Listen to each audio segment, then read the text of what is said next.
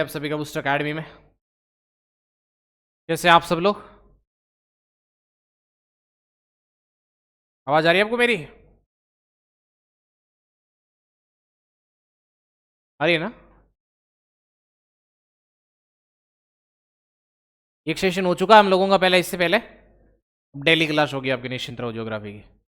Good evening, नमस्कार, सत श्री अकाल। अब डेली आपकी राजस्थान ज्योग्राफी की क्लास होगी, एक्सेप्ट संडे। संडे को तो नहीं हो पाएगी, बाकी दिन हो। ठीक है, चलो आगे चले। कहाँ तक बढ़ा था हम लोगों ने, किसी को याद है? तो उससे आगे कंटिन्यू करेंगे। पढ़ा था ना हम लोगों ने राजस्थान के बारे में, कुछ चीजें देखी हम लोगों ने। क्या क्या चीजें देखी लास्ट सेशन के अंदर, एक फटाफट रिवाइज करते हैं फिर आगे चलते हैं। एक तो हम लोगों ने लास्ट क्लास में ये देखा था कि एक इस तरीके से हमारे पास में स्थल भाग था या महाद्वीपीय भाग था। किसको याद है ये बातें सारी? बता देना देखें। एक स्थल भाग था, महाद्वीपीय भाग था, और एक चारों तरफ पानी, वाटर बॉडी थी उसके। ठीक है ना? ये उसके चारों तरफ एक महासागरीय भाग था, एक महाद्वीपीय भाग और उसके चारों तरफ महासागरीय भाग। ये महाद्वीपीय भाग था। फटाफट कमेंट करके बताओ कि इस महाद्वीपीय भाग का नाम हम लोगों ने क्या रखा था। फटाफट करके कमेंट करके बताओ। नोट्स बना लो, नहीं तो हम ये पीडीएफ डाल देंगे, आप आराम से उससे भी कर सकते हो, बना सकते हो नोट्स भी, कोई इशू नहीं है। मैं आराम आराम से पढ़ाऊंगा। महाद्वीपीय भाग और एक हमारे पास था महासागरीय भाग। जो महाद्वीपीय भाग था उसका क्या नाम था बताओ? बताओ महाद्वीपीय भाग क्या क्या नाम था? पेंजिया। याद आ रहा है किसी को? सर महाद्वीपीय भाग का नाम था सर पेंजिया, और जो महासागरीय भाग था उसका नाम था सर पेंथालासा। अच्छा, पेंथालासा। तो एक हमारे पास था पेंजिया, दूसरा हमारे पास था पेंथालासा।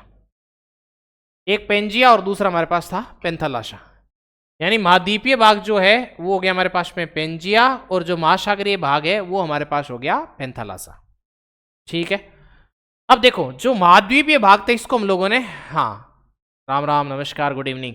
जो महाद्वीपीय भाग था उसको हम लोगों ने फर्दर दो भागों में, महाद्वीपीय भाग है वो कार्बोनिफेरस वाला जो काल है उस टाइम पे ब्रेक होना शुरू हुआ। अब ये दो भागों में टूट गया। जब ये दो भागों में टूटा तो एक भाग इसका उत्तरी भाग बन जाएगा, एक इसका दक्षिणी भाग बन जाएगा। तो इसका उत्तरी भाग होगा वो टूट करके बनेगा, वो बन जाएगा अंगारालैंड या लोरेंशिया। याद है आपको? दोबारा रिवाइज करा रहा हूं सिर्फ मैं आपको, या लोरेंशिया। और जो दक्षिणी भाग है वो बन जाएगा आपके पास में गोंडवाना लैंड। कितने को ध्यान में आ रही है ये बात? गोंडवाना लैंड दक्षिणी भाग है, वो आ जाएगा हमारे पास गोंडवाना लैंड। तो ये हमारे पास अंगारा लैंड या लोरेंशिया हो गया, ये हमारे पास में गोंडवाना लैंड हो गया ना? ये हमारे पास गोंडवाना लैंड हो गया। अब देखो आप, हाँ ये अंगारा लैंड या लोरेंशिया, दूसरा हमारे पास में गोंडवाना लैंड हो गया। अब देखो ये आपके पास क्या है? पेंजिया। ये ब्रेक हुआ है दो भागों में, अंगारा लैंड और गोंडवाना लैंड बना। अब मैंने क्या कहा था आपको कि जब ये टूटेगा ना, जब ये टूटेगा तो ये दो भागों में बंटेगा, तो इनके बीच में एक महासागर जो है उसका निर्माण हो जाएगा। दो भागों में टूटा ना, कौन? पेंजिया। तो पेंजिया यदि दो भागों में टूटेगा तो किस तरीके से बनेगी उसकी संरचना? जैसे ये दो भागों में टूट गया। अब देखो दो भागों में यदि टूटेगा तो इस तरीके से बनेगा। इसके अंदर देखो ये हमारे पास कौन सा हो जाएगा, ये बताओ? ये हमारे पास कौन सा था? अरे बोलो तो सही, लोरेंशिया या अंगारा लैंड? अंगारा लैंड हो गया, और यह लोरेंशिया हो गया, और ये हमारे पास गोंडवाना लैंड हो गया। याद आ रहा है? अब मैंने एक एक सेंटेंस बता रहा हूं जो मैंने आपको पढ़ाया था कि क्या क्या बात हुई थी। गोंडवाना लैंड हो गया, इनके बीच में मैंने कहा कि पानी आ जाएगा टूटेगा, तो इसके बीच में एक सागर का निर्माण हुआ जिसे हम टैतिशी बोल रहे हैं। याद आ रहा है? इसके बीच में एक सागर का निर्माण हुआ जिसे हम ओपनिंग ऑफ टैतिशी या टैती सागर का निर्माण कहते हैं। ये मैं लास्ट क्लास को रिवाइज करा रहा हूं, सिर्फ आपको पढ़ा नहीं रहा हूं।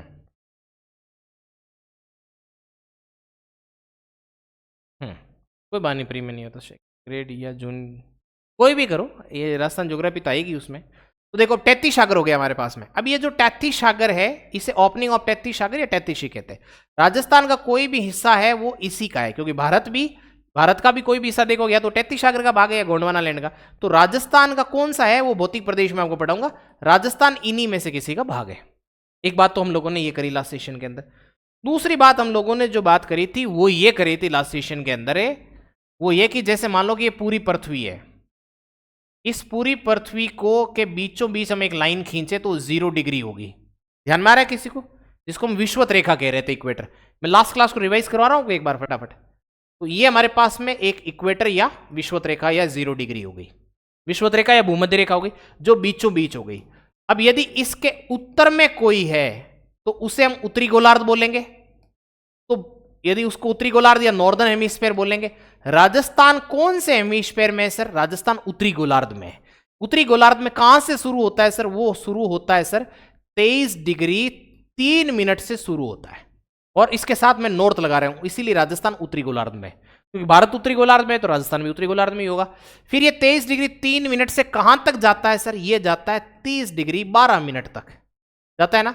तो ये भी सर नॉर्थ ही लगेगा क्योंकि उसके ऊपर वाले भाग में है। तो ये राजस्थान का अक्षांशीय विस्तार या लैटिट्यूडनल एक्सपेंशन हम लोगों ने देखा था। ये राजस्थान का अक्षांशीय विस्तार हम लोगों ने देखा था। राजस्थान की यदि आकृति आप देखते हो, राजस्थान की, हाँ राजस्थान की आप आकृति देखते हो तो विषम कोणीय चतुर्भुज के समान है, रोम्बस टाइप की राजस्थान का शेप है, यानी विषम कोणीय चतुर्भुज। तो राजस्थान का जो दक्षिणतम भाग है ये वाला, ये 23.5 डिग्री 23 डिग्री 3 मिनट, 23.5 तो कर्क रेखा हो जाएगी, 23 डिग्री 3 मिनट से शुरू होता है और 30 डिग्री 12 मिनट तक जाता है। कितने लोगों को याद है ये लास्ट सेशन? इसलिए रिवाइज कर रहा हूं ताकि आप कनेक्ट कर पाए। तो 23 डिग्री 3 मिनट से शुरू होकर 30 डिग्री 12 मिनट तक जाता है। ध्यान आ रहा है? इसके आगे भी हम नॉर्थ लगाएंगे, इसके भी आगे हम नॉर्थ लगाएंगे, उत्तरी गोलार्ध। अब देखो इसका ये जो विस्तार है यहां से यहां, ये 60 डिग्री और 9 मिनट का एक्सपेंशन है, 60 डिग्री और 9 मिनट, यानी 23 डिग्री, इसमें से इसको माइनस कर लो, आपको समझ में आ जाएगा। 9 डिग्री, हाँ 23 सही लिखा है, 60 डिग्री 9 मिनट। तो ये 60 डिग्री और 9 मिनट का विस्तार है इसका। लेकिन यदि इसको किलोमीटर वाइज ऐसे यदि इसका विस्तार देखोगे तो ये किलोमीटर के अंदर यदि विस्तार देखोगे तो ये 826 किलोमीटर एक नहीं है, 826 किलोमीटर इसका विस्तार है। ये बातें अपन लास्ट क्लास में देखी थी, याद आ रहा है कि नहीं आ रहा है? 23 डिग्री 3 मिनट से 30 डिग्री 12 मिनट तक है, ठीक है, तो याद रखना है। तो ये इस तरीके से 60 डिग्री 9 मिनट, ये 826 किलोमीटर राजस्थान का अक्षांशीय विस्तार है। ये कौन सा विस्तार है? ये हम लैटिट्यूडनल एक्सपेंशन या अक्षांशीय विस्तार की बात कर रहे हैं। याद आ रहा है? मैंने आपको यहां पर बताया था कि जिला जिसका नाम है गंगानगर, गंगानगर का एक गांव बताया था मैंने, जहां तक विस्तार है उस गांव का नाम था कोणा गांव। याद आ रहा है किसी को? ये कौन से कांग पर था सर ये गांव? गंगानगर में, तो वहीं रहेगा, कहां जाएगा? तो गंगानगर का एक गांव है कोणा गांव, वहां तक इसका विस्तार है। और दक्षिण में यदि बांसवाड़ा, सबसे दक्षिण में एक जिला पड़ता है राजस्थान का, उसका नाम है बांसवाड़ा, और बांसवाड़ा का एक गांव है जिसका नाम है बोरकुंडा। यानी इसका विस्तार कोणा गांव से बोरकुंडा तक, जो कि बांसवाड़ा के अंदर पड़ता है, यहां तक इसका विस्तार है। ये हम लोगों ने लास्ट सेशन के अंदर देख लिया था। ये बेसिक इन्फॉर्मेशन, किसी एग्जाम के सिलेबस में हो या नहीं हो, बेसिक इन्फॉर्मेशन हम लोगों को राजस्थान के बारे में पता हो। 23 डिग्री 3 मिनट से 30 डिग्री 12 मिनट, 60 डिग्री 9 मिनट इसका एक्सपेंशन हो गया, लैटिट्यूडनल एक्सपेंशन हो गया, 826 किलोमीटर इसका विस्तार हो गया, 60 डिग्री 9 मिनट डिग्री के अंदर हो गया।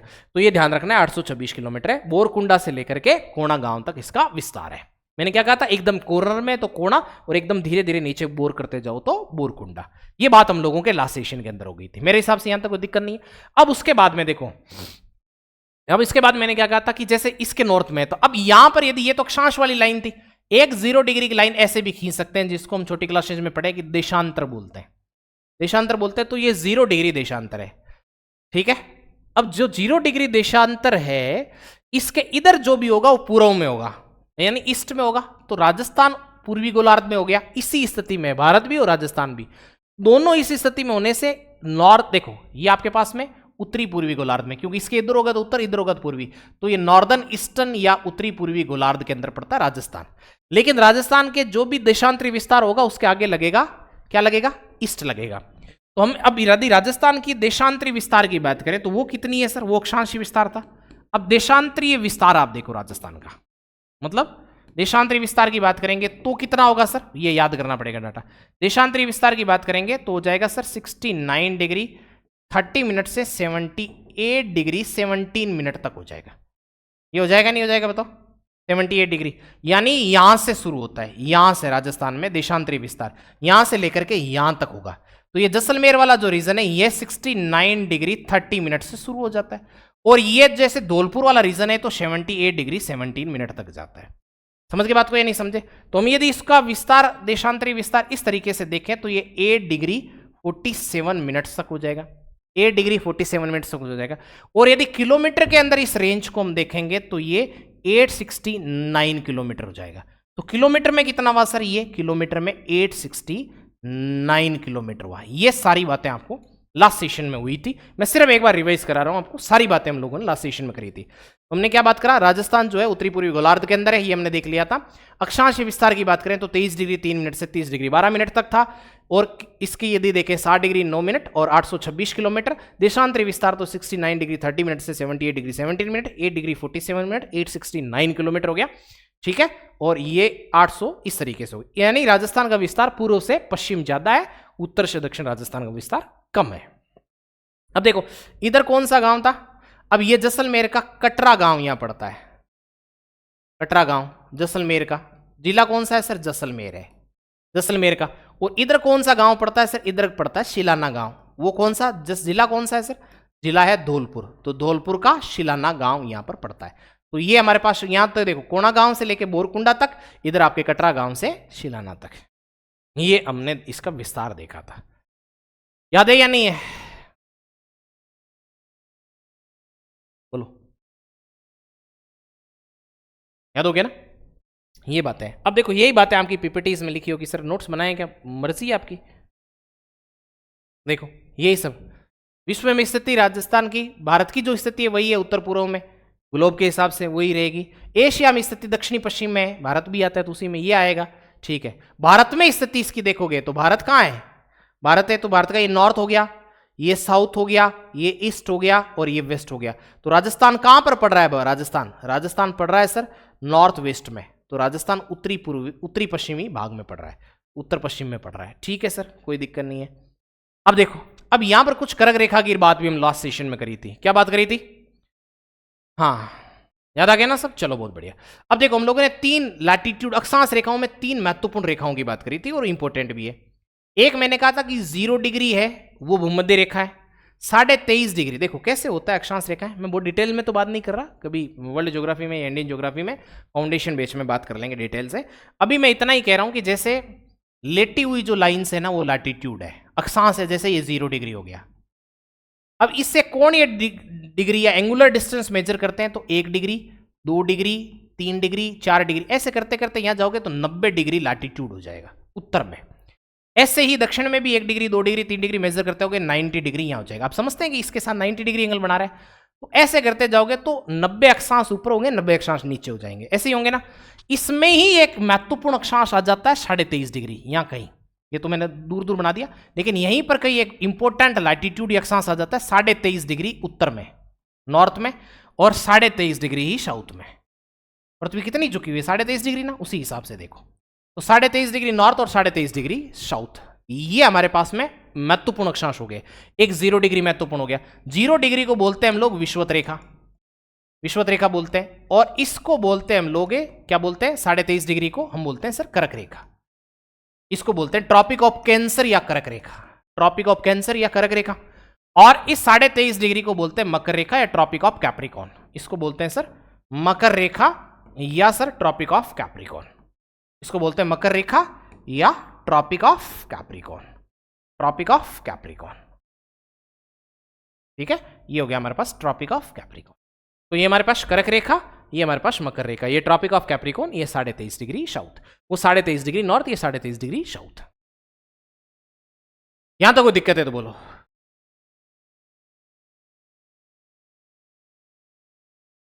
ठीक है, अब देखो आपके ये समझ में आ गई बात आपको।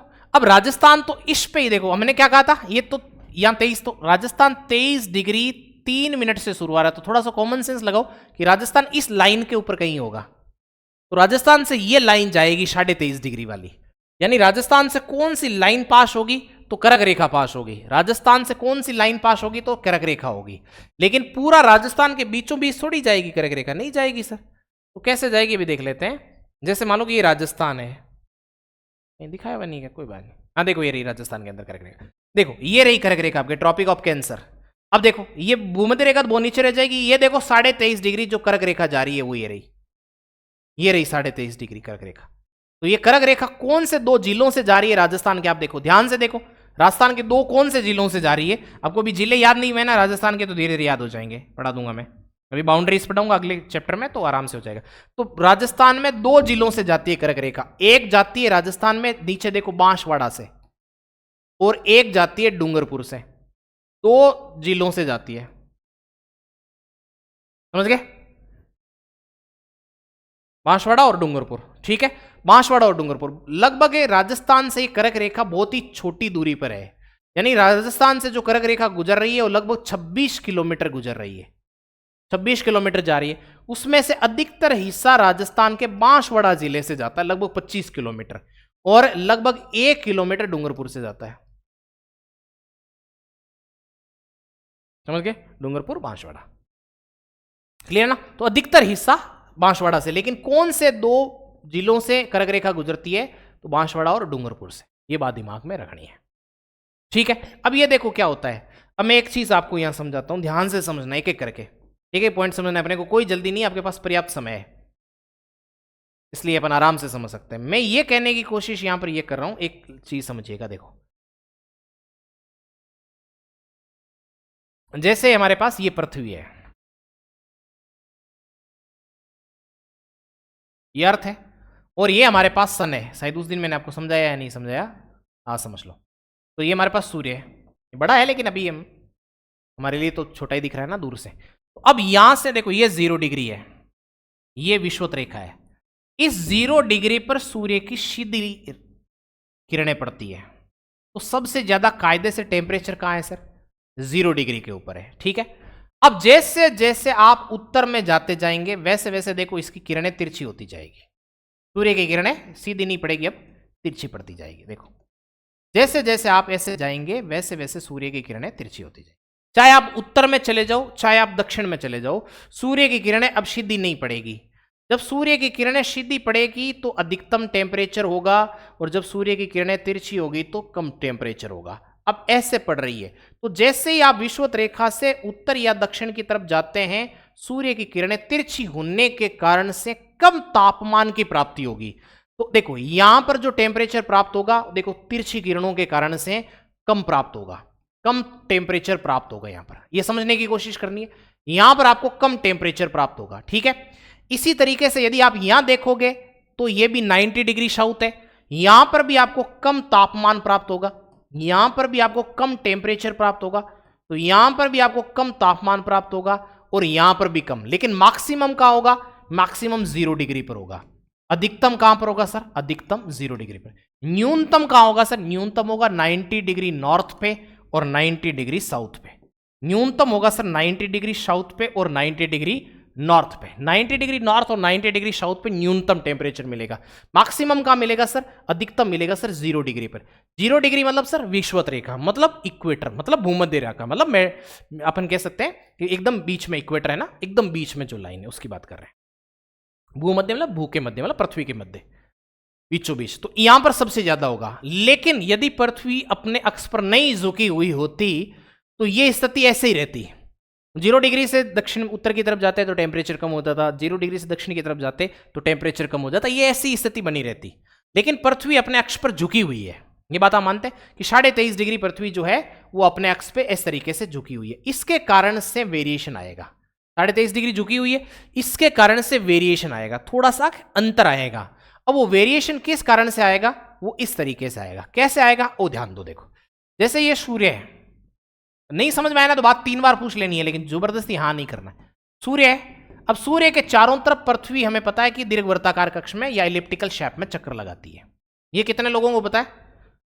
कोई भी ग्रह जो है वो सूर्य के चारों तरफ दीर्घवृत्ताकार कक्ष में इलिप्टिकल शेप में जो है वो चक्कर लगाता है। केपलर के नियम है, पहला नियम यही है केपलर का, फिजिक्स का। तो हाँ पॉलिटी का कोर्स करवा दो, मतलब ये हो गया आपका पॉलिटी का कोर्स। देखो तो ये हमारे पास सूर्य हो गया, सन हो गया, ये हमारे पास में चारों तरफ पृथ्वी घूम रही है। पृथ्वी अपने अक्ष पर झुकी हुई है, तो 4 स्थितियों में रहेगी अभी पृथ्वी। 4 कौन कौन सी स्थितियों में रहेगी अभी देखते हैं। देखो 4 कंडीशन देखनी है आपको। देखो एक कंडीशन ये बनेगी, ठीक है। दूसरी कंडीशन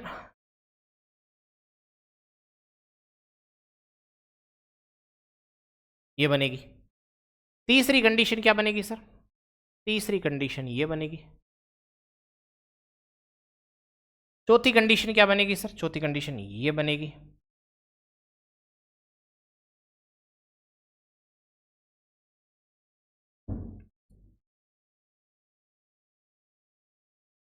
ये 4 कंडीशन बनती है। इनको समझना जरूरी है राजस्थान के कुछ बातों को क्लियर करने के लिए। अब देखो, ये है 0 डिग्री, ये है 23.5 डिग्री नॉर्थ यानी कर्क रेखा, और ये है 23.5 डिग्री साउथ यानी मकर रेखा। अगेन यहां पर 0 डिग्री है, ये आपके पास 23.5 डिग्री समझ जाओगे कर्क रेखा है, और ये आपके पास मकर रेखा है। ध्यान से समझना है। ये आपके पास 0 डिग्री है, ये अगेन फिर आपके पास कर्क रेखा है, और ये आपके नीचे मकर रेखा है। 23.5 डिग्री साउथ हो जाएगी, समझाई दिया।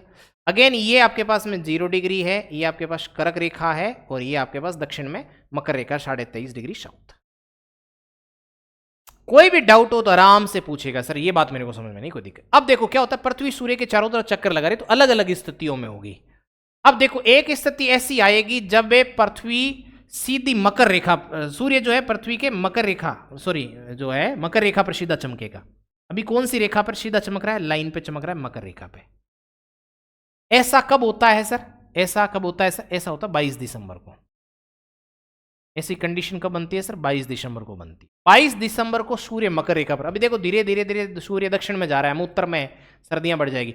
दिसंबर के महीने में 22-23 दिसंबर को देखना मैक्सिमम ठंड पड़ेगी हमारे यहाँ, क्योंकि सूर्य दिसंबर में मकर रेखा पर चला जाएगा। अब उसके बाद क्या होगा? उसके बाद देखो वापस अब उत्तर की तरफ शिफ्ट होना शुरू होगा। देखो 3 महीने लगते हैं किसी को आने में, जनवरी, फरवरी और मार्च में आते आते सूर्य वापस 0 डिग्री पे आ जाएगा। कहां से? अब देखो सूर्य का उत्तरायण होगा, फिर देखो सूर्य जो है वो इस 23.5 डिग्री नॉर्थ और 23.5 डिग्री साउथ के बीच ही मैक्सिमम शिफ्ट होता है। 12 महीने में ये चक्कर पूरा करता है, ठीक है।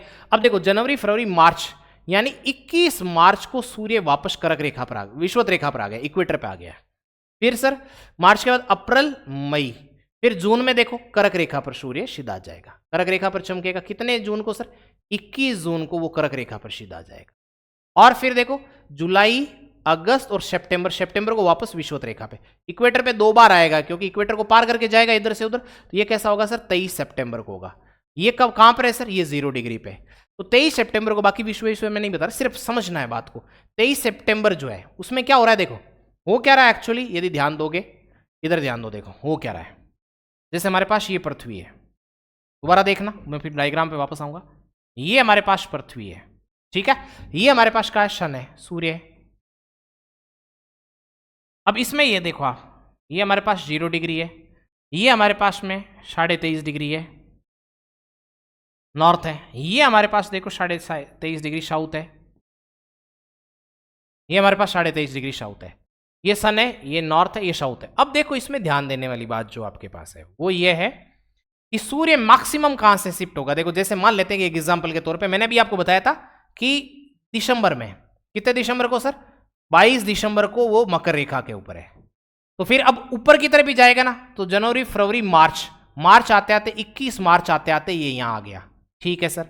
फिर अप्रैल, मई, जून, 21 जून आते आते ये यहां आ गया। फिर इसके आगे तो मैक्सिमम है, इसके आगे तो ये जाएगा नहीं, तो फिर नीचे की तरफ शिफ्ट होगा, तो जुलाई, अगस्त, अब वापस तो विषुवत रेखा को क्रॉस करेगा, तो 23 सितंबर को जो है, सितंबर को वापस विषुवत रेखा पे आएगा। फिर नीचे आएगा, सितंबर के बाद अक्टूबर, नवंबर, दिसंबर में, फिर 22 दिसंबर को फिर मकर रेखा पर आ जाएगा। फिर ये मैक्सिमम लाइन हुई, इसके ऊपर जाएगा वापस जनवरी, फरवरी, 21 मार्च को वापस विषुवत रेखा पर आ जाएगा। ध्यान देने के एक सेंटेंस में, फिर अप्रैल, मई और 21 जून को कर्क रेखा पे चला जाएगा। फिर अब वापस दक्षिण में ही जाना है, जाना कहां है? तो फिर जून के बाद जुलाई, अगस्त, 23 सितंबर को वापस विषुवत रेखा पर आ गया।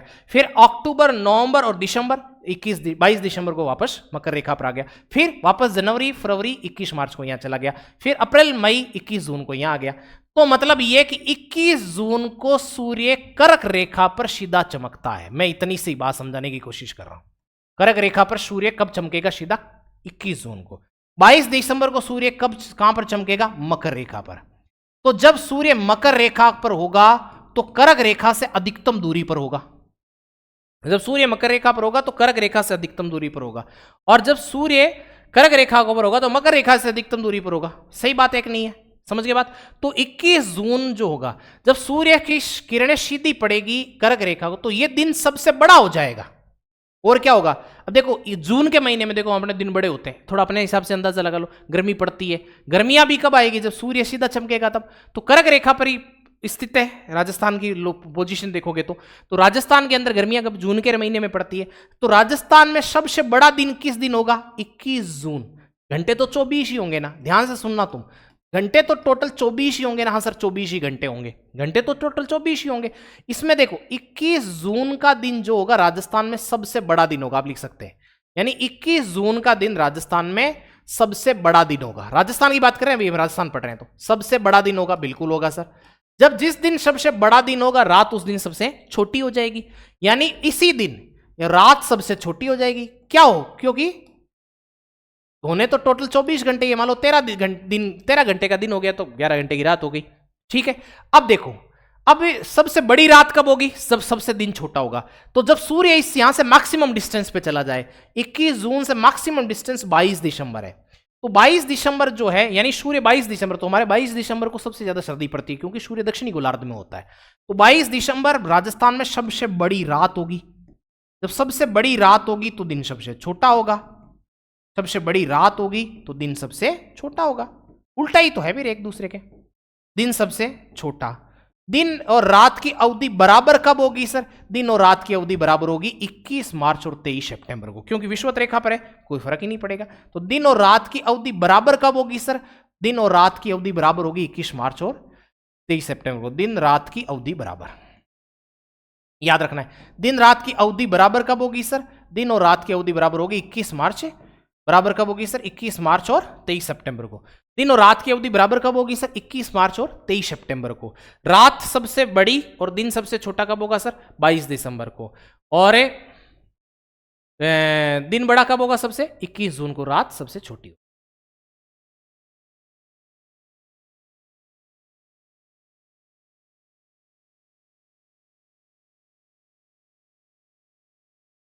ये बोलो, यहां तक कोई इश्यू है तो आपको बताओ, नहीं है ना।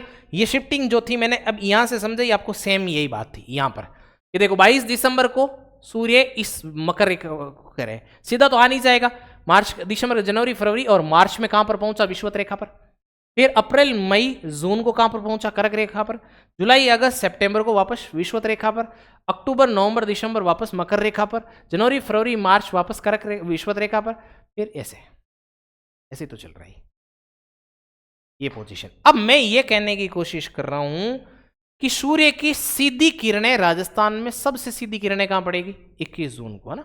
एक बात तो ये समझ में आ गई। दूसरी मैंने एक चीज आपको ये समझाई थी कि सूर्य की सीधी किरणें 0 डिग्री पर पड़ती है ना। जब कर्क रेखा पर आएगा तो वहां पड़ेगी। लेकिन अब मैं ये कह सकता हूं क्या कि 0 डिग्री से जैसे जैसे आप नॉर्थ की तरफ जाएंगे, सूर्य की किरणें तिरछी हो जाएगी। बोलो, सूर्य की किरणें तिरछी हो जाएगी। ये बात सही है ना, कि 0 डिग्री पर एकदम सीधी पड़ रही थी। जैसे जैसे आप 0 डिग्री से दक्षिण की तरफ जाएंगे तो भी सूर्य की किरणें तिरछी पड़ जाएगी, बिल्कुल सही बात है। जैसे जैसे आप 0 डिग्री से नॉर्दर्न पोल की तरफ जाएंगे, सूर्य की किरणें तिरछी होती जाएगी। ठीक है, राजस्थान पे अप्लाई कर देते हैं, इसी सेंटेंस को राजस्थान पे अप्लाई कर देते हैं।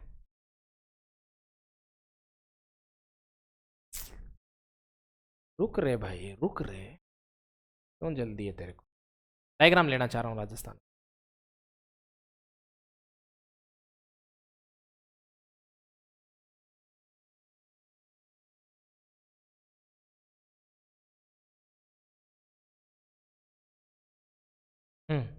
अब ये देखो राजस्थान की पोजीशन है, मैं थोड़ा सा इसको ऊपर कर लेता हूं। अब राजस्थान की 21 जून की कंडीशन दिखाई। मैं एक सादा मैप लेता हूं, ये कंफ्यूजन क्रिएट करेगा आपको।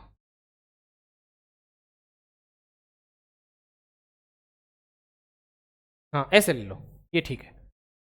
रुक जा रहे, ये ठीक है।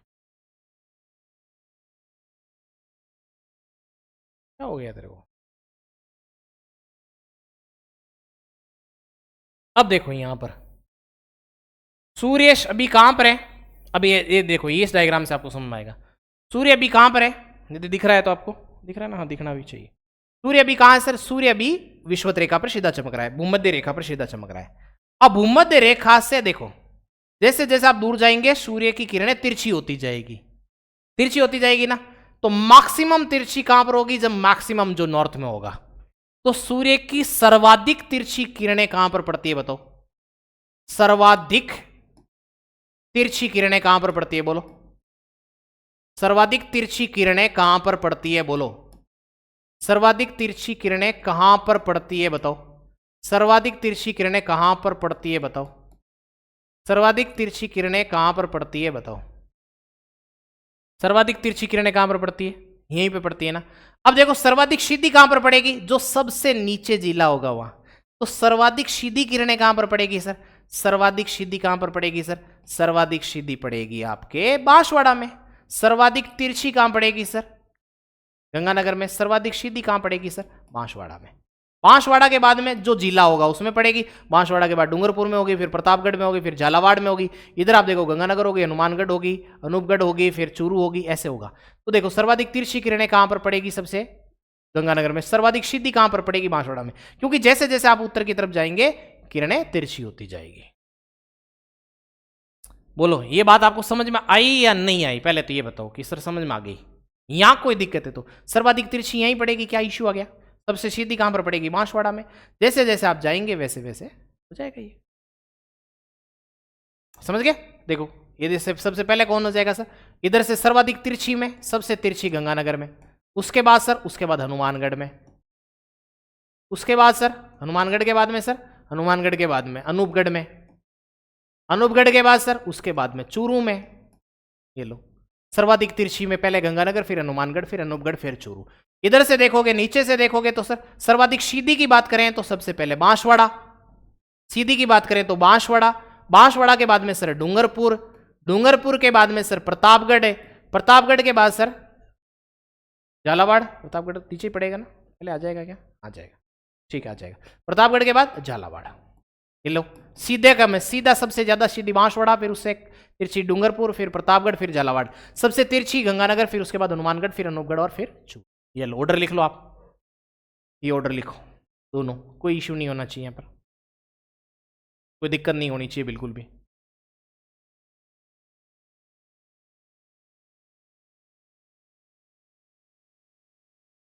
क्लियर यहां तक? बोलो कोई डाउट है तो बताओ।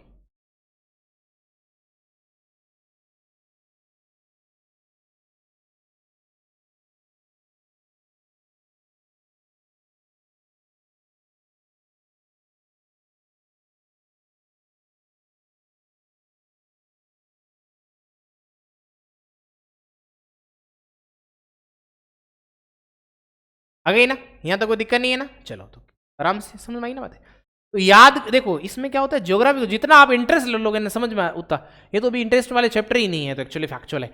इंटरेस्ट आने लगेगा ना आपको आगे के जो चैप्टर्स में। देखो अब देखो इसमें क्या कह रहा है, ये मैं बता दूंगा आपको क्या होता है नहीं होता। अब यहाँ पर कुछ चीजें अपन देखते हैं ना, नोट्स ये साथ में पीडीएफ भी देखते चलते हैं ताकि कोई चीज छूटे नहीं अपने से। अब देखो यहाँ पर देखो कर्क रेखा पर कर्क संक्रांति। अब देखो क्या कह रहा है, इसका क्या मतलब है, ये नोट्स आपके मिल जाएंगे। तो कहीं सर मैं नोट्स बनाऊँ, बना सकते हो, लेकिन आपको ये चीज़ें मिलेंगी, अवेलेबल होंगी।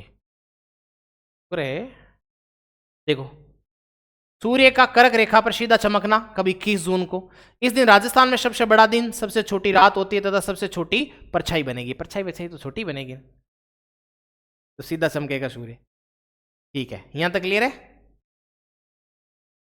थोड़ा कॉमन सेंस लगाना पड़ेगा भाई, रीजनिंग तो नहीं पढ़ाएंगे। अब देखो मकर संक्रांति यानी 22 दिसंबर की कंडीशन।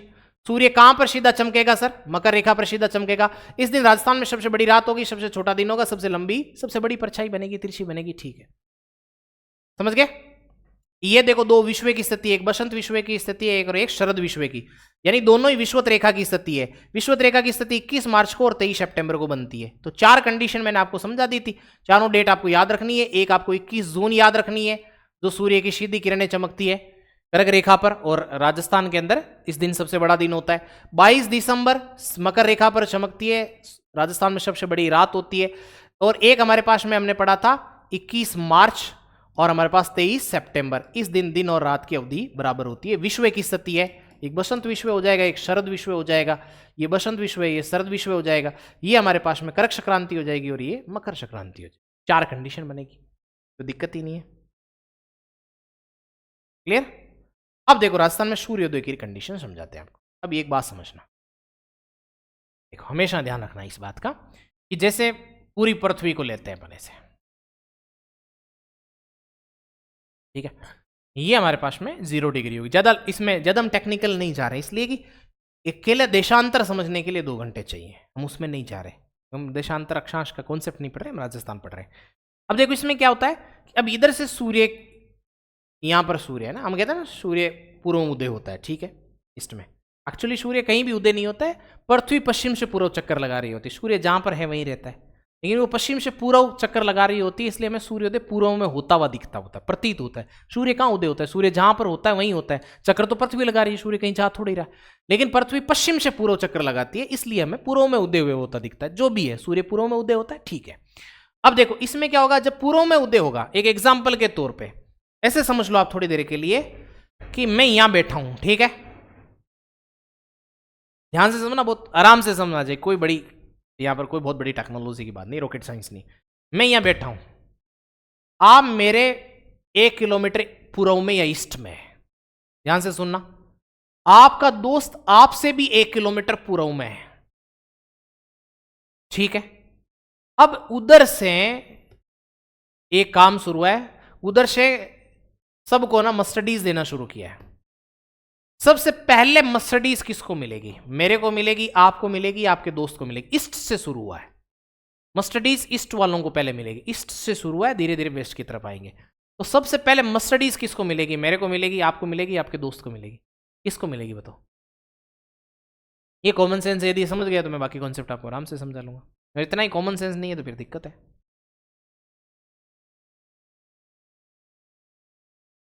बोलो बोलो बोलो बोलो।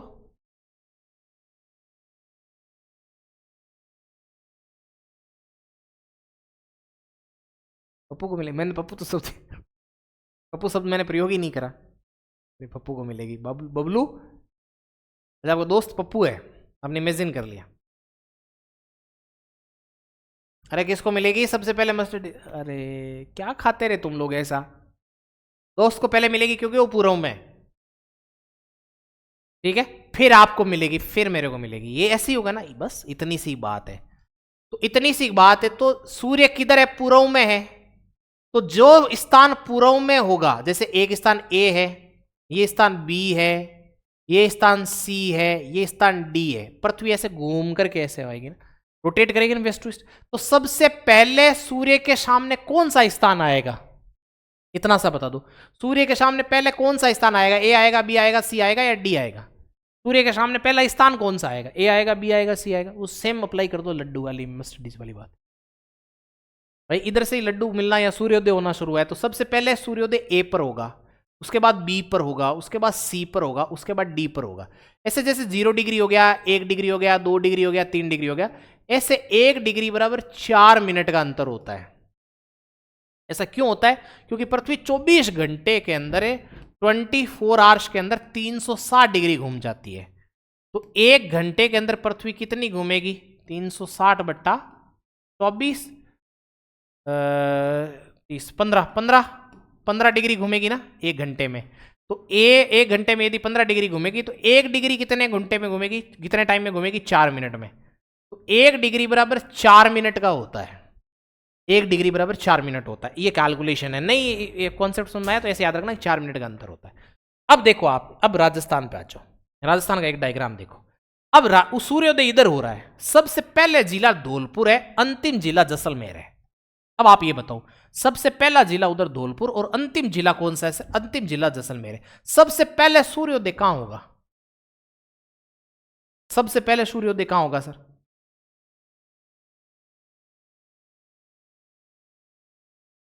बताओ। सबसे पहले सूर्योदय धौलपुर में होगा। तो राजस्थान के कौन से जिले में सबसे पहले सूर्योदय होता है? तो धौलपुर में। और सबसे अंत में सूर्योदय कब हो, कहां पर होता है? तो सबसे अंत में सूर्योदय होता है जैसलमेर में। सबसे पहले सूर्य अस्त कहां पर होता है? तो धौलपुर में ही सूर्योदय होगा और धौलपुर में ही सूर्यास्त होगा। जहां पर पहले उदय होगा वहीं पहले अस्त होगा। सूर्यास्त और सूर्योदय दोनों ही सबसे पहले धौलपुर में होते हैं, और जैसलमेर के अंदर सबसे बाद में ही उदय होता है, तो बाद में ही अस्त होता है। ठीक है, इतनी सी बात है। लगभग कितना डिग्री का अंतर है सर? 8 डिग्री 47 मिनट का अंतर है। 4 से मल्टीप्लाई करो, लगभग 35 मिनट का अंतर आएगा। यानी हम ये कह सकते हैं 35 मिनट 8 सेकंड ऐसा कुछ आता है। तो यदि आप ये कह सकते हो कि धौलपुर में जब सूर्योदय होता है उसके आधे घंटे बाद, लगभग 35 मिनट बाद जैसलमेर में सूर्योदय होता है। हकीकत है ये। चाणनु पहले धौलपुर अलंग हुए, पछुए जैसलमेर अलंग हो सके कि कोई धौलपुर के आदमी जैसलमेर को आदमी जानकार हुए, धौलपुर वालों के हाल ही को उठ्या, हाल तो अंधेरो कटे में कहते चाणनु को, तो जस धौलपुर अलंग पहले चाणनु हुई, जैसलमेर अलंग बाद में चाणनु हुई। अब बात है हमें याद रखनी है, इसमें कोई मेरे हिसाब से कोई डाउट है नहीं, इतनी बात मैं समझ गए होंगे। कोई भी 2 जिले दे दें, जैसे धौलपुर में पहले होगा, उसके बाद दौसा में उसके बाद होगा, जयपुर में उसके बाद होगा, नागौर में उसके बाद होगा, फलोदी में उसके बाद होगा, अंत में जैसलमेर में होगा। जैसे जैसे आप पश्चिम में जाएंगे उसके बाद होता जाएगा। क्लियर है यहां तक? ठीक है।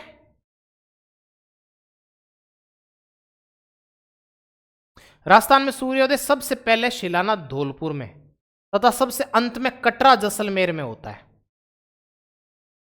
सबसे अंत में कटरा जैसलमेर में होता है। याद आई समझ में? शिलाना धौलपुर क्यों? क्योंकि सबसे पूर्वी स्थान है ये, सबसे पूर्वी स्थान यही है। आप शायद आपको बात ये समझ में आ गई होगी। तो सबसे पहले पूर्वी होगा, सबसे पहले होगा, और जो कटरा गांव सबसे अंत में है तो सबसे अंत में यही होगा। ये कोई बड़ी बात है नहीं, आराम से समझ में आ गया। दिन में सूर्य सर्वाधिक सीधा लंबवत जोधपुर में चमकता है। हाँ, मतलब एकदम दोपहर में जब कहते हैं तावड़ो पड़े तो जोधपुर में चमकता है। दूसरी बात यदि देखो जोधपुर जैसलमेर वाला ये एरिया डेजर्ट भी है, तो सूर्य की सीधी किरणें भी पड़ती है। डेजर्ट वाला मरुस्थलीय क्षेत्र भी है, वनस्पति वगैरह कम है, टेम्परेचर ज्यादा प्राप्त होता है, इसलिए यहाँ पर सौर ऊर्जा के भी पर्याप्त साधन है। सौर ऊर्जा के लिए जैसलमेर जोधपुर ये अच्छे जिले हैं। ठीक है, देखो अब क्या कह रहे हैं। राजस्थान में सबसे सीधा सूर्य बांसवाड़ा में तथा सबसे तिरछा सूर्य गंगानगर में होता है। ठीक ही बात है, कोई दिक्कत नहीं है इसमें क्या समस्या हुई है? हमें कोई समस्या नहीं हुई, हम समझ गए इस बातों इन सब बातों को। देखो राजस्थान में सूर्य के सीधेपन वाले जिलों का सही क्रम सबसे सीधा कहाँ है? बांसवाड़ा में। उसके बाद कहाँ है सर? डूंगरपुर में। ये सब पढ़ा दिया मैंने। फिर बांसवाड़ा, प्रतापगढ़ में, फिर झालावाड़ में। तो आपको ये पीडीएफ में डलवा दूंगा, आप इसको में से नोट्स बना लेना घर पे बैठ कर आराम से, क्लास में समझने पर ध्यान देना है। फिर आप अपनी कॉपी में लिख लेना इसको। राजस्थान में सूर्य के तिरछेपन वाले जिलों का सही क्रम बताओ। तिरछापन सबसे पहले गंगानगर में, फिर हनुमानगढ़ में। अब ये अशोक गहलोत साहब ने रायता फैला दिया है, तो आपको क्या करना पड़ेगा? इसको चेंज कर लेना है। अनूपगढ़ हो गया, और फिर अनूपगढ़ के बाद में ये आपके पास में चूरू हो गया। इतना सा चेंज आपको करना है। ठीक है, यहां पर कोई डाउट है तो बोलो। ये समझा दिया मैंने आपको सारी बातें, नहीं है ना? अब देखो राजस्थान में दक्षिण से उत्तर जाने पर सूर्य सीधापन में कमी आती है। सही है, दक्षिण से उत्तर में जाओगे सूर्य सीधापन में कमी आएगी, तिरछापन बढ़ता जाएगा। सही बात है। राजस्थान का अक्षांशीय विस्तार देखो, ये लास्ट क्लास में देखा था, याद आ रहा है किसी को आप में से? राजस्थान का अक्षांशीय विस्तार बताओ। ये देखो लास्ट क्लास की, अब आज की बातें आज ही भी बता दिया मैंने आपको। 23 डिग्री 3 मिनट से बोरकुंडा से शुरू होकर के कोणा गांव श्री गंगानगर तक जाता है उत्तरी अक्षांश, 30 डिग्री 12 मिनट, और 826 किलोमीटर ये टोटल अक्षांशीय विस्तार है। बोलो है या नहीं है? हाँ सर है। उसके बाद देखो आप, राजस्थान का अक्षांशीय विस्तार 23 डिग्री 3 मिनट से शुरू होकर 30 डिग्री 12 मिनट तक है। हाँ, राजस्थान का उत्तरी बिंदु कोणा गांव श्री गंगानगर है ना, और देखो राजस्थान का दक्षिणी बिंदु बोरकुंडा बांसवाड़ा। ठीक है, राजस्थान के उत्तर से दक्षिण की दूरी 826 किलोमीटर, ये सब बता दिया ना मैंने। राजस्थान का अक्षांशीय विस्तार 60 डिग्री 9 मिनट, 60 डिग्री 9 मिनट कर देना इसको, समझा दिया था ना ये बातें सारी। अब देखो कर्क रेखा 23.5 डिग्री, कर्क रेखा राजस्थान के 2 जिलों से गुजरती है। कर्क रेखा की राजस्थान में कुल लंबाई 26 किलोमीटर है, बता दिया। बांसवाड़ा 25 किलोमीटर, डूंगरपुर 1 किलोमीटर है। छीच गांव बांसवाड़ा पूर्णतः कर्क रेखा पर स्थित गांव है। हाँ, ये याद रख लेना। छाछ, यहां समझ लो कि कर्क रेखा पर लोग बट छाछ ढोले या छिंके, यहाँ याद रखो। तो बांसवाड़ा का मायने छीच गांव होचे, कर्क रेखा पर बैठ छिंके, यहाँ याद रखो। अब देखो राजस्थान का देशांतरी विस्तार ध्यान रखो। राजस्थान के देशांतरी विस्तार की बात करो, देखो अक्षांशीय और देशांतरी विस्तार दोनों एक दूसरे को नागौर जिलों में कट करते हैं, इसीलिए नागौर को मध्यवर्ती जिला मानते हैं। याद रखना, ये नागौर का मेड़ता शहर है, वहां से नागौर मेड़ता, वहां पर दोनों उत्तरी और दक्षिणी लाइन एक दूसरे को काटेगी। तो 69 डिग्री 30 मिनट्स यानी एकदम मध्य में हो गया। कटरा गांव है जैसलमेर से, 78 डिग्री 17 मिनट सिलाना गांव धौलपुर तक हो गया। ठीक है सर। उसके बाद यदि आप चले हो जाओगे, देखो राजस्थान का देशांतरी विस्तार 69 डिग्री 30 मिनट पूर्वी देशांतर से 78 डिग्री ये पूर्वी देशांतर है। राजस्थान का पश्चिमी बिंदु कटरा गांव जैसलमेर है, ये सब बता दिया मैंने आज की क्लास में भी, लास्ट क्लास में भी याद करवाया था आपको। राजस्थान का पूर्वी बिंदु शिलाना गांव धौलपुर है। राजस्थान के पश्चिम से पूर्व की दूरी 869 किलोमीटर है। राजस्थान का देशांतरी विस्तार 8 डिग्री 47 मिनट है। देशांतर रेखाओं का समय एवं तिथि रेखा में महत्व है, यानी टाइम कैलकुलेशन करते हैं। राजस्थान के पूर्व में पश्चिम में समय का अंतर 35 मिनट और 8 सेकंड है। मैं जो धौलपुर और जैसलमेर में अंतर बता रहा था वही है, 35 मिनट और 8 सेकंड। यहां तक आपको मैंने सारी बातें याद करवा दी है, यहां तक मैंने पढ़ा दिया, आज भी रिवाइज करवा दिया, लास्ट क्लास में भी करवा दिया था। याद आ रहा है आपको भौगोलिक विस्तार वाले ये चीजें। राजस्थान की स्थिति रोम्बस विषम कोणीय चतुर्भुज या पतंगाकार की होती है, देख लिया था हम लोगों ने सेशन में। अब राजस्थान के क्षेत्रफल की बात करते हैं। यहां तक कोई डाउट है तो पहले बोलो, आप बताओ, कोई डाउट है तो बताओ, नहीं है ना?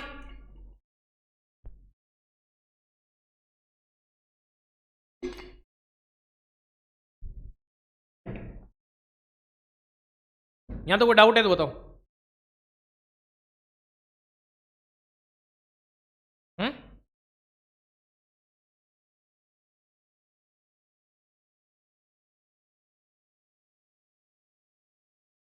नहीं है ना? अब देखो राजस्थान का क्षेत्रफल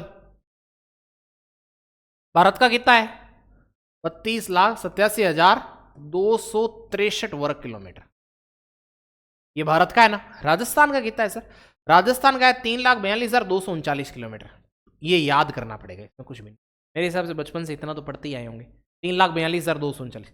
ये किलोमीटर में कई बार वर्ग मील में पूछ लेते हैं, तो 132 139 याद रखना है। 132 139 ये जरूर याद रखना, तो वो तो आप बता दोगे, लेकिन ये कई बार नहीं बताते आप, और कई बार मील में पूछ दे देते हैं। 132 139 342 239। तो यहाँ तो देखो 139 है यहाँ पर, वहां पर 239 239 है, तो याद रखना है 3,42,239 किलोमीटर। और ये ज्यादा चांसेस है कि मील में कभी पूछ ले, बहुत आसान क्वेश्चन भी पूछ लेते हैं कई बार, ऐसा नहीं सोचना चाहिए कि सर नहीं आसान नहीं पूछते। तो 1,32,139 वर्ग मील ये माइल में है, और वो किलोमीटर में। एक किलोमीटर में कितना होता माइल होता है? हाँ, अब शुभू रोज क्लास होगी मेरी, ठीक है। हाँ देखो, राजस्थान का जो क्षेत्रफल है भारत के क्षेत्रफल का 10.4% है। अब यदि आप निकालोगे, जैसे राजस्थान का क्षेत्रफल है सर 3,42,239 किलोमीटर, भारत का क्षेत्रफल कितना है सर? 32,87,263 वर्ग किलोमीटर। इंटू 100 करो आप, तो राजस्थान का क्षेत्रफल भारत के क्षेत्रफल का 10.41% आ जाएगा। मतलब राजस्थान लगभग 10.5% क्षेत्रफल है राजस्थान का। भारत के कुल क्षेत्रफल का लगभग 10.5% क्षेत्रफल राजस्थान का क्षेत्रफल है। भारत के कुल क्षेत्रफल का जो भाग है राजस्थान 10.5%, 10.41% है। याद रखना है 10.41% है क्षेत्रफल में योगदान हमारा, लगभग इतना है। राजस्थान क्षेत्रफल के अनुसार भारत का सबसे बड़ा राज्य है, बिल्कुल है, सबसे बड़ा राज्य राजस्थान है। ये भी बात, ये तो बेसिक बातें ध्यान नहीं होंगी, याद रह जाएगी। यहां तक कोई डाउट है तो बोलो, नहीं है ना? हाँ, तो कुल क्षेत्रफल 3,42,239, कुल क्षेत्रफल मील में 132 139, भारत का 32,87,263 वर्ग किलोमीटर। इसका यदि निकालोगे तो 10.4% वो आ जाएगा आपके पास में कुल क्षेत्रफल। ये याद रखना पड़ेगा इसमें, ठीक है। चलो अब यहां पर कुछ दिया था, राजस्थान का सबसे बड़ा जिला जैसलमेर। हाँ, अभी भी जैसलमेर ही है, बिल्कुल है, अभी भी जैसलमेर ही है। जैसलमेर का तो कोई विभाजन हुआ नहीं, तो सबसे बड़ा जैसलमेर है। सबसे छोटा दुद्दू हो गया भाई, नाम ये नहीं दुद्दू साग, लुल्लू साग, टुन्नू साग, पप्पू साग, वही दुद्दू आ गया आपका, दुद्दू साग। तो सबसे छोटा दुद्दू हो गया भाई, है। यशो गेलो साहब ने छोटा छोटे कर दिया। जैसलमेर टूटा नहीं, तो इसलिए बड़े में याद नहीं करने, आधी चीजें याद करनी पड़ेगी, आधी नहीं करनी पड़ेगी। ये पहले लगता था कि केवल मोदी जी ये उलट पुलट कर रहे हैं, अब तो गहलोत साहब भी कर रहे हैं। मतलब ये दोनों लोग मानने को तैयार नहीं है, दोनों का जीके बदलते रहते रोज रोज। तो जैसलमेर सबसे बड़ा जिला और दुद्दू सबसे छोटा जिला, ये याद रखना है। विश्व क्षेत्र में राजस्थान का योगदान 0.25%, इतू सा योगदान है, यानी राजस्थान बहुत का योगदान है विश्व के क्षेत्रफल में 0.25% है। देखो राजस्थान का योगदान ने भारत के क्षेत्रफल में तो 10.41% है, मानते, लेकिन राजस्थान में कितना है सर? सॉरी, विश्व का कितना है सर? 0.25%। क्यों? क्योंकि विश्व का जो क्षेत्रफल है उसका भारत खुद ही 2.4% है। 2.4% का आप 10 पॉइंट निकालोगे तो लगभग इतना ही आएगा ना, देखो 0.25 है ना। तो भारत का कितना, इतना, और राजस्थान का बता दिया भारत के क्षेत्रफल का। तो ये ध्यान रखना है, ये डाटा याद रखने वाला 0.25%। अभी किसी एग्जाम में बहुत आसान क्वेश्चन पूछे तो पूछ ले। अब राजस्थान की सीमा आज नहीं करवाते, कल करवाएंगे राजस्थान, यहीं से आते कल शुरू करेंगे। अब मैं पीछे की बातें रिवाइज नहीं कराऊंगा, कल आते सीधा ही आपको मैं सीमा पढ़ाऊंगा कि कौन किसकी लगती है, और अब सीमाएं सब बदल गई है। यदि आपके पूरे पुराने नोट्स है तो सब अपडेट कर लेना है, कल के क्लास में सब अपडेट करवा देंगे। यानी कल आते ही सबसे पहले मैं राजस्थान की सीमाएं ही पढ़ाऊंगा, है ना। 50 जिले हो गए, तो 50 जिले में कौन कौन से जितने, अब देखो सबसे बड़ी सबसे छोटी वो डाटा भी आए नहीं है, वो आएंगे तब देख लेंगे। जितने डाटा हमारे पास है उतने से हम अपना काम चला लेंगे। तो ये चीज़ें मेरे को सीमाएं जो है अपडेट करनी पड़ेगी। पहले जितने जिले लगते थे अब ज़्यादा लगने लग गए, समझ गए। हाँ, दूध इतना सा है, ठीक है, क्लियर। बात नहीं करते क्योंकि इसमें सीमाओं में आधा पौन घंटा एटलीस्ट घंटा भी लग सकता है। कल करेंगे, शुरू करें इसको बात। तो कल अच्छे से वे पूरे, कल एक का काम होगा, आपको सारे जिले याद हो जाएंगे। अभी आप में से ऐसे कितने लोग हैं जिनको जिले याद नहीं हुए, जो 19 नए जिले बने, पहले वाले तो याद हैं सर, नए वाले याद नहीं हुए, ऐसे कितने लोग हैं। उनको कल जिले याद हो जाएंगे, क्योंकि सबकी बाउंड्रीज बताऊंगा मैं। सबसे मेन काम जो आगे के चैप्टर्स के लिए हमारे लिए वही है, हैं? याद हुआ है क्या सबको, कोटपुतली है, तिजारा, खेरथल याद हो गए, शाहपुरा, कांचोर है, याद हो गई क्या आपको, गंगापुर सिटी। अब मकराना वगराना का भी नोटिफिकेशन आया नहीं है, तो वो हम नहीं बात करेंगे, 50 जिलों की बात करेंगे। और तो ऐसे ही लास्ट में अशोक गहलोत साहब ने खुश करने के लिए बोल दिया, हमारे इस बट सुजान का डाला तो खुश हो, मैं मैं जिलो बन गो। मेरा भाणजा रहता है जिलो बट तुरु में, वो सुजानगढ़ में। मैं कहा सुजानगढ़ कहीं बनो रे, जिलो बन गो मामा, बेटर हो तुम जिला हैं। याद हो गया लेकिन जगह नहीं पता, कल जगह पर सब जगह बताएंगे, ठीक है। तो कल अपन लोग सीमाएं और डिस्ट्रिक्ट किया करेंगे। सर दूधू इतना भी छोटा नहीं है सर, मैं दूधू, हाँ छोटा नहीं है, पंचायत थी पहले, पंचायत से सीधा जिला बन गया। तहसील थी क्या तुम्हारी दूधू पहले, निकिता, तहसील थी क्या पहले तुम्हारी दूधू, तहसील तो रही होंगी, तहसील तो थी क्या। चलो ठीक है, फिर मिलते हैं ना, कल मिलेंगे, फिर कल शाम को मिल, कल ये करवा देंगे। आज जो आपकी आर्ट एंड कल्चर वाली क्लास हुई नहीं सर, थे नहीं, कल हो गई, ठीक है। चलो, थैंक यू वेरी मच।